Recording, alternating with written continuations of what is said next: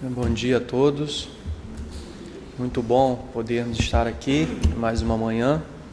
Lembrando, por favor, desliguem os celulares para que não atrapalhe a reunião. Às vezes a gente esquece, a gente já sabe, quem já frequenta a casa, a gente sempre pede. Mas às vezes a gente esquece de desligar e às vezes toca, atrapalha. Então é importante que a gente se desligue lá de fora totalmente para que a gente possa, nesse momento, se dedicar completamente ao Evangelho de Jesus. É sempre muito bom nós podermos estar aqui, mas a gente tem que aprender e a gente deve saber como aproveitar essa oportunidade, para que a gente não esteja aqui mecanicamente, apenas vir, sentar, ouvir, tomar passe, tomar água fluidificada, se emocionar e ir embora. Essa não é a proposta do trabalho da Casa Espírita. A proposta da Casa Espírita é justamente conscientizar a gente que devemos sim vir a casa, se emocionar, se sentir bem, mas sair daqui modificado lá fora, para que a gente seja diferente, seja melhor do que nós éramos antes de chegar aqui. Então a gente está continuando o estudo do Evangelho.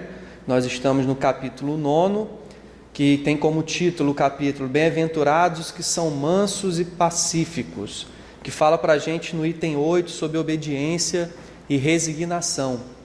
A gente vai vendo nos estudos na casa, os estudos do Evangelho, cada título de cada capítulo já convida a gente a ter uma visão diferente sobre nós. Aqui nesse capítulo nós estamos sendo convidados a ser mansos e pacíficos, porque ainda somos muito rebeldes, revoltados, agitados, ainda muito envolvidos com essa revolta que mora dentro de nós, seja por insatisfações, seja por orgulho, seja por vaidade, seja, enfim, por esses vícios que nós trazemos dentro de nós.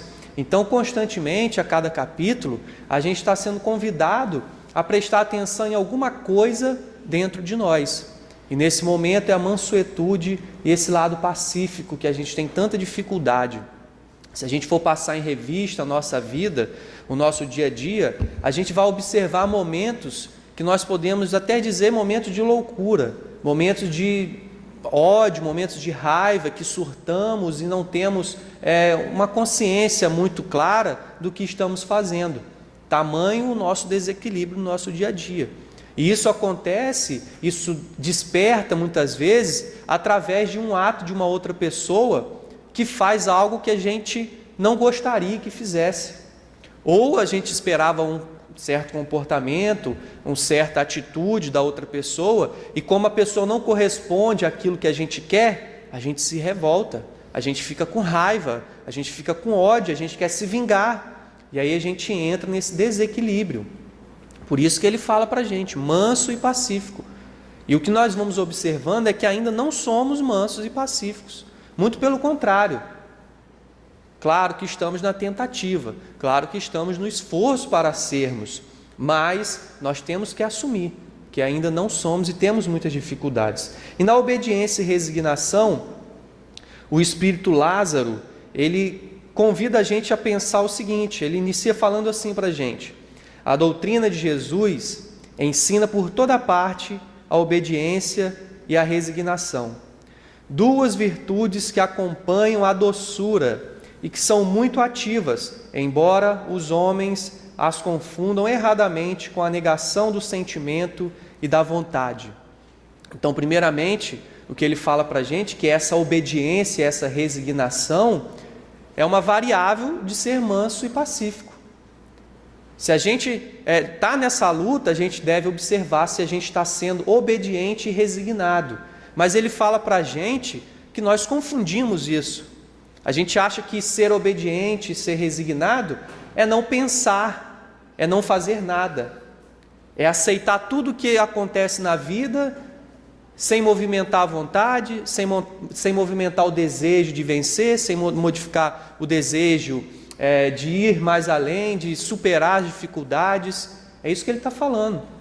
Como todo o ensinamento de Jesus, a gente confunde. A gente ainda tem dificuldade de compreender verdadeiramente a essência do amor de Jesus, a essência do seu ensino. Então, quando ele coloca aqui que todo o Evangelho de Jesus, todos os ensinos, conduz a gente a essa obediência, é só a gente olhar para a vida de Jesus, completamente obediente a Deus, ao nosso Pai, sempre ligado à lei maior, sempre ligado a Deus, sempre fazendo tudo que estava ao seu alcance para todos nós, mas sempre com a permissão do nosso Pai, porque ele é obediente a Deus. Ele, olha, faço tudo por vocês, mas tudo que me for permitido por Deus. Porque muitas vezes a gente acha que só o fato de querer a gente pode fazer as coisas, e não é assim que funciona. A gente tem que querer, a gente tem que fazer a nossa parte, mas existe uma força maior que está regendo por nós, que está nos cuidando, que está atento às nossas necessidades. Então há momentos que o nosso querer não vai ser respondido, a nossa vontade não vai ser respondida. Não, eu quero sair dessa dificuldade. Ok, vamos movimentar a nossa força, vamos orar, vamos fazer prece, vamos fazer tudo que for preciso para a gente resolver esse problema. Mas não quer dizer que a gente vai conseguir, pelo menos no nosso tempo, porque o nosso tempo não é o tempo de Deus. O nosso tempo muitas vezes é um tempo ansioso, a gente quer para ontem, a gente quer que as coisas se resolvam, e muitas vezes a gente não aprende com aquela dor, com aquela dificuldade, com aquele problema que a gente está passando.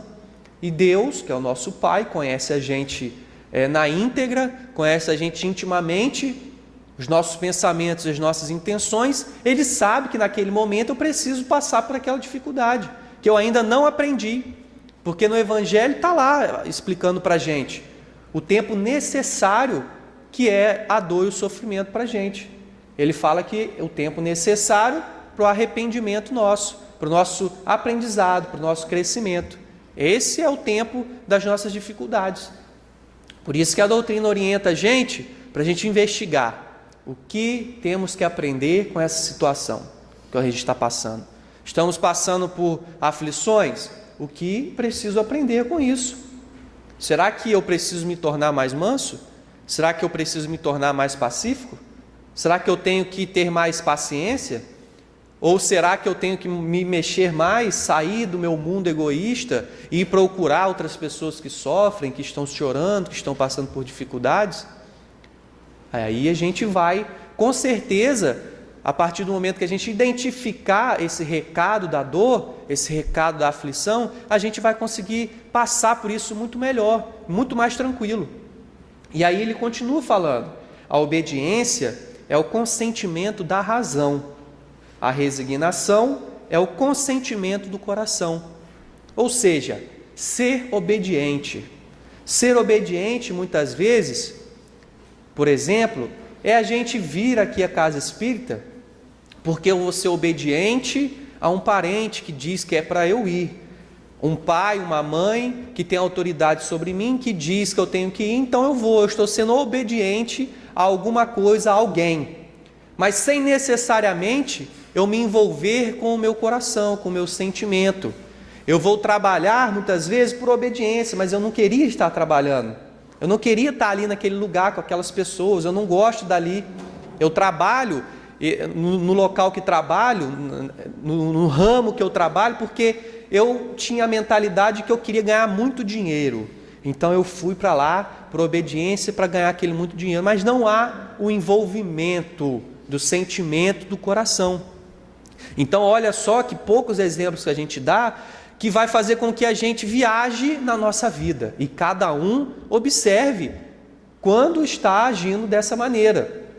Claro que há momentos em que nós devemos sim ser obedientes, sim, porque Dr. Herman nos direciona da seguinte maneira, ele fala, olha, comece pela disciplina, ou seja, sedes obedientes, que aí você vai chegar automaticamente ao amor, mas desde que essa obediência e essa disciplina seja no intuito de chegar lá, porque se eu sou obediente apenas mecanicamente, sem pensar, sem raciocinar, sem usar a minha inteligência, eu não vou chegar lá, eu vou estar rodando em círculos na minha vida, na minha encarnação. Mas quando eu reconheço, realmente eu tenho essa dificuldade, eu não consigo me envolver, numa atividade de caridade, num trabalho de assistência a pessoas com necessidades, eu até vou, eu visito, eu converso, mas eu não consigo me envolver, não consigo me doar 100% e não consigo me colocar no lugar do outro. Olha só que interessante, mas ainda assim eu faço o trabalho. Por quê? Inteligentemente eu sei que há necessidade de eu fazer aquele trabalho. Então eu já começo a pedir a Deus nas minhas orações, nas minhas preces, que me ajude a me sensibilizar com os corações em dores, em sofrimentos. Olha a diferença daquele que fala, não, já estou fazendo muito, já vou lá, já dou uma coisinha aqui, já dou um dinheirinho ali, já visito aqui, toco uma música, converso, não, já está bom. Mas nem percebe que está fazendo aquilo mecanicamente, sem envolvimento nenhum. Então, a gente tem que observar essa situação. E a resignação já é o envolvimento do sentimento. A gente já se sente impulsionado por esse amor, por esse sentimento que envolve o nosso coração. A gente já está num estágio mais sensível, uma sensibilidade maior sobre essas questões, sobre os ensinamentos de Jesus, sobre as leis de Deus. E isso já é um avanço do Espírito. Então a gente deve prestar atenção, porque obediência não é não usar a inteligência, e resignação não é aceitar tudo de braços cruzados e deixar tudo acontecer da maneira que tem que acontecer. Na verdade, resignado, a gente pode ter várias interpretações, mas trazendo para nós, nas nossas dores e aflições, é a nossa conformação, é a gente aceitar aquilo que nos acontece sem se revoltar com a lei de Deus. Eu sinto isso dentro de mim, falo, não, Senhor, se eu estou passando por isso, eu tenho certeza que alguma coisa tem, e não quero saber o que fiz no passado, porque senão eu vou ficar com vergonha, porque eu vou identificar os erros que já cometi, porque a gente sabe que se a gente está passando por alguma coisa, é uma consequência de algo que nós fizemos. Então o resignado, ele não fica preso a lamentações, ele não fica preso a questionamentos, mas por que comigo? Tem fulano do meu lado que faz tudo errado e nada acontece. Tudo na vida dele dá certo, e na minha está dando tudo errado. Minha saúde não está boa, meus familiares estão com problema, estou com problema no serviço, enfim, várias dificuldades que a gente vai pontuando e dando força a essas dificuldades. E aí a gente passa por maiores aflições na nossa vida, passa por maiores dificuldades. E obedientes, a gente também deve prestar atenção, porque nós sabemos que os Espíritos influenciam a nossa vida. A gente sabe disso, não temos como negar, nós que já frequentamos a casa, nós que já estamos em contato com a doutrina espírita, nós sabemos que o plano espiritual ele está constantemente ao nosso redor. E os Espíritos estão aí, embora a gente não veja, influenciando nos nossos pensamentos e nos nossos atos. Então é uma coisa que a gente tem que ficar atento, porque a quem nós estamos dando ouvido? Porque nós recebemos essa influência, mas recebemos influências boas e influências também não tão boas. Mas nós somos livres para escolher o que vamos sentir, o que vamos seguir, o que vamos dar atenção. Nós somos livres, nós temos essa liberdade. E aí a gente vai identificando a facilidade que temos de ser obedientes aos espíritos inferiores. Aos espíritos inferiores. Eles falam assim para a gente, fica triste, a gente fica triste. Fala isso com fulano, briga com fulano, a gente vai e briga. Fica com raiva, fulano está falando mal de você por trás. Aí a gente já fica com raiva, a gente já fica com aqueles pensamentos, a gente já começa a intriga. Não vai trabalhar hoje não. Olha, chama fulano que gosta de uma fofoca também e vai lá falar mal daquela pessoa que você não gosta. E aí a gente faz tudo isso. Nós somos obedientes, mas obedientes aos espíritos inferiores. O nosso desafio é ser agora obedientes aos espíritos superiores, que também sopram no nosso ouvido a todo momento. Eles sopram no nosso redor. Estão dizendo para a gente, olha, trabalha no bem, tenha paciência, tolerância. Olha, as pessoas erram, você também não erra. Por que você está cobrando tanto daquela pessoa e está esquecendo de você? Está esquecendo de olhar para você. Olha, diante dessa dor, ore, faça uma prece. Mas aí, gente, não, isso aí é coisa de quem está lá no centro espírita lá, ó. Isso é coisa para esses espíritos aí superiores, isso aí não é para mim não. A gente vai, esquece, deixa de lado, não presta atenção, e aí dá vazão aos espíritos inferiores. Mas todos nós temos que assumir, recebemos sim esses pensamentos constantemente no nosso dia a dia. Se a gente for passar em revista também, a gente vai identificar os momentos que a gente veio aquela ideia, que veio aquela vontade de fazer alguma leitura do Evangelho, de ficar mais calmo, e a gente não deu muita ideia. A gente vai conseguir identificar, e se não conseguirmos lembrar, a gente vai perceber a partir de agora. E aí o nosso desafio é: se agarre nesse conselho, se agarre nele, e execute. É uma grande dificuldade que temos. E aí às vezes a gente acredita assim: não, os espíritos querem me fazer mal, é muito espírito mal querendo me prejudicar.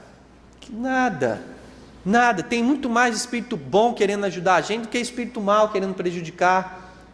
A questão é que estamos dando mais ouvido aos maus, aos ruins, aos que querem de alguma maneira prejudicar a gente, e que a gente chama para perto da gente. Não é eles que vêm, não, é a gente que chama. Mas existe muito mais espíritos benfeitores. E o nosso mentor, que está sempre com a gente, esquecemos do mentor espiritual? Então é isso que ele fala, dessa obediência, dessa resignação.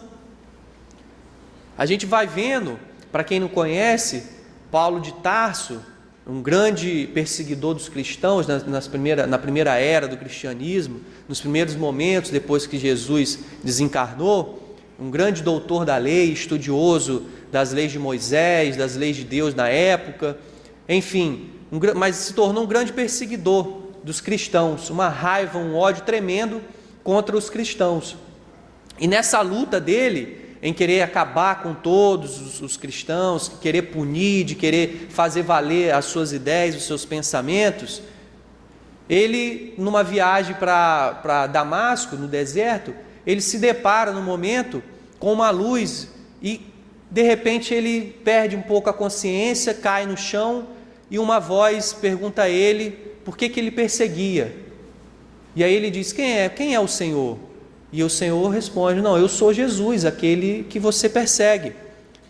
E aí naquele momento ele entra em êxtase, ele diante daquele mestre que ele perseguia, ele começa a se sentir de uma tal maneira que nunca tinha se sentido, e ele se direciona a Jesus e pergunta o seguinte: Jesus, o que queres que eu faça? E aí a partir desse momento ele se converte ao Cristo. Ele se converte e segue fielmente os ensinamentos de Jesus. Passa por grandes dificuldades, passa por grandes dores, mas leva a bandeira do Cristo adiante.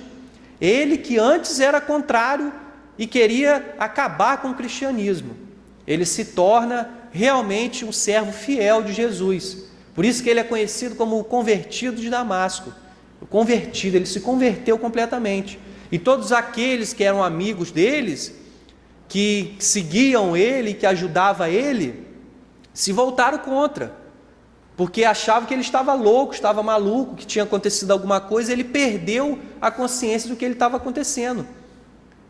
Mas o que nós nos apegamos nesse momento não é a história dele por completo, mas a essa frase que ele fez, essa pergunta que ele fez a Jesus: Senhor, o que queres que eu faça? Porque ele se tornou obediente e resignado a partir daí. Olha só o exemplo de obediência. E que nós devemos também, no nosso dia a dia, fazer a mesma pergunta a Jesus: Jesus, o que queres que eu faça? O que queres que eu faça? Talvez Jesus vai responder para a gente: olha, primeiramente, quero que o vosso coração não se perturbe. Quero que credes em Deus, credes em mim também. porque na casa do meu pai há muitas moradas. Porque diante das dores e das aflições que nós vivemos, a gente precisa crer e acreditar em Deus. E acreditar que é uma estada que nós estamos vivendo, é um momento que estamos passando, e que não vamos sofrer eternamente no fogo do inferno, porque não existe isso. Acabou essa questão. O sofrimento é íntimo, o inferno é consciencial, é o nosso pensamento, é a nossa consciência de culpa. Isso é um inferno na nossa vida, porque queima constantemente. Aonde estamos, está queimando. E ainda repitamos a pergunta: Senhor, o que queres que eu faça? E Jesus talvez responde para a gente: olha, quero que compreendas que ninguém pode ver o reino de Deus se não nascer de novo. Olha só, se não nascermos de novo, e esse nascer de novo é nascer agora, ser diferente agora, modificar agora, fazer essa reforma íntima em nossos corações agora.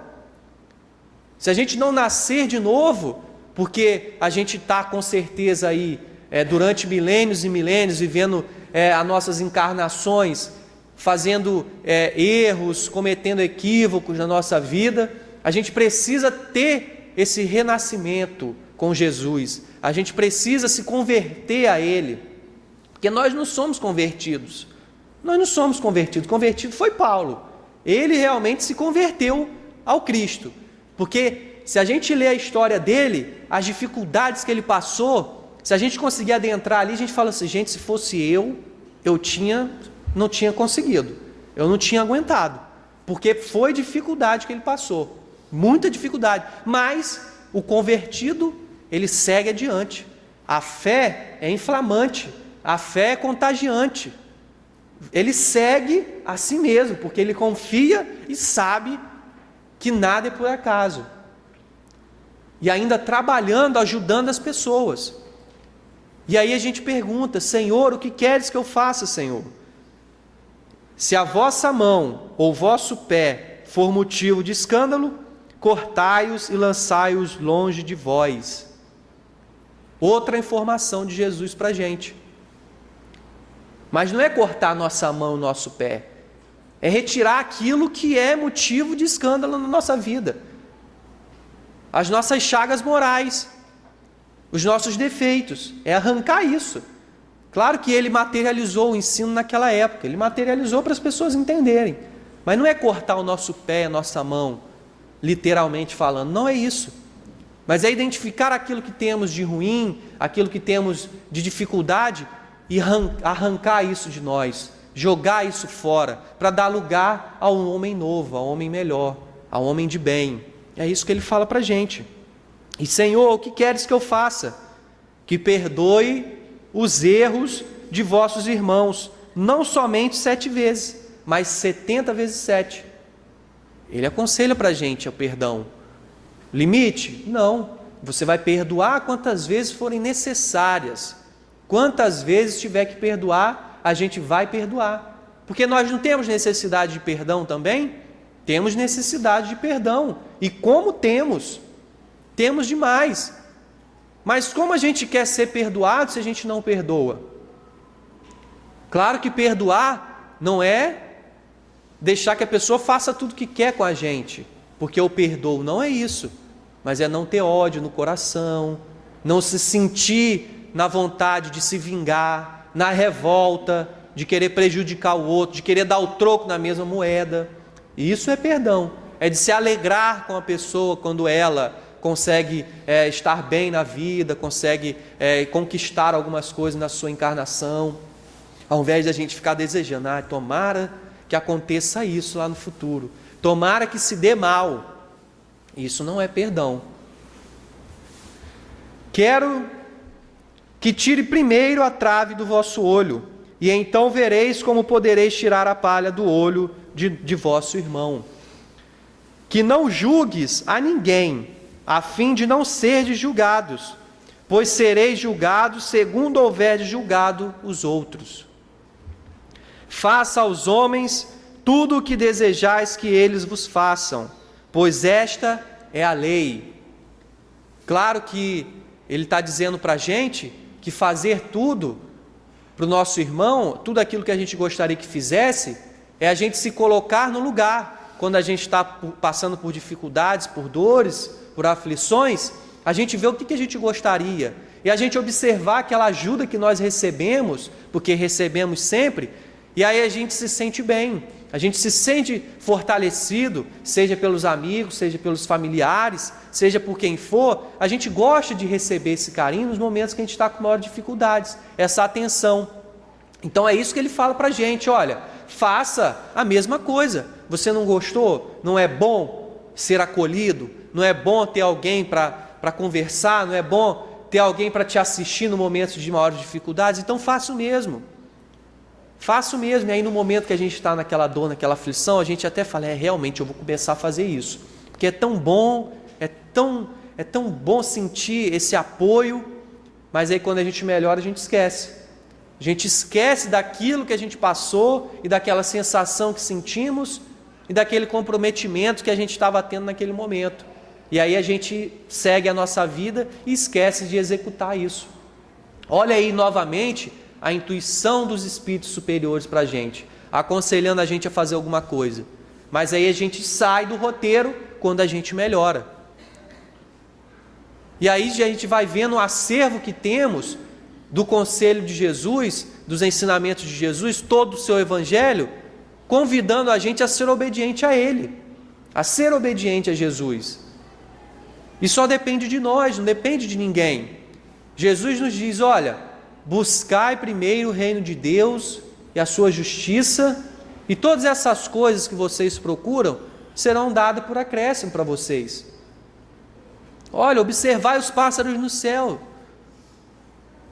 Eles não ficam em busca de tudo isso que vocês ficam, e Deus dá aquilo que eles necessitam, nada falta para eles. Se Deus faz isso para com os animais, se supre as necessidades, que são os mais inferiores que nós, vamos dizer assim, que dirá com a gente? Que dirá com a gente? Ele cuida de nós, Ele assiste a gente, mas que a gente tem que ter essa visão diferenciada da vida e nos esforçarmos para realmente deixar de lado essa vida material que tanto nos trava, que tanto nos atrapalha a estar mais ligado a Jesus, a estar mais ligado a Deus. Vamos deixar de lado, vamos arrancar de nós esse nosso hábito de ficar falando mal das pessoas. Vamos arrancar de nós esse hábito de ficar fugindo para as coisas materiais quando estamos com dores, de fugir para a compra, de fugir para a droga, de fugir para várias questões que a gente sabe que a gente foge, para se esconder das nossas dificuldades morais, das nossas dificuldades do dia a dia. Porque nessa fuga nós não resolvemos, pelo contrário, a gente cria mais dificuldades, a gente vai acumulando maiores dificuldades, e chega um momento que a gente não consegue realmente dar conta. Por quê? Tormento voluntário. Nós construímos esse tormento que não precisávamos passar. Então, ser obediente e resignado é um convite dessa manhã para a gente. Vamos ser obedientes, sim. Vamos ser obedientes, mas obedientes a Deus, obedientes a Jesus. Vamos aceitar tudo que nos acontece. Não vamos nos revoltar. Sim, a gente sabe que não é fácil, é difícil, é doloroso, é muito complicado para a gente ainda, mas é o caminho que a gente deve seguir. Esse é o caminho que a gente tem, que vai nos conduzir realmente a esse amor, a esse reino de Jesus, porque não há outro caminho que nos conduz até Ele, a não ser o da obediência, o da resignação. Então que Deus nos abençoe, nos proteja, que tenhamos um ótimo dia, um ótimo final de semana, e vamos aproveitar a nossa encarnação. Vamos agradecer a Deus, apesar de tudo, apesar das dores, apesar das dificuldades, vamos agradecer, mesmo que mecanicamente, vamos agradecer, porque depois, quando a gente desencarnar, muito provavelmente a gente vai se sentir envergonhado de duvidar da assistência dos benfeitores, duvidar do auxílio de Jesus, duvidar da sabedoria de Deus, a gente vai se sentir envergonhado se a gente ficar preso nessa revolta e nessa inaceitação. Então que Deus esteja sempre conosco, e Ele sempre está, mas que possamos principalmente nos esforçarmos para estar junto de Deus, para estarmos junto de Jesus. Que assim seja, graças a Deus.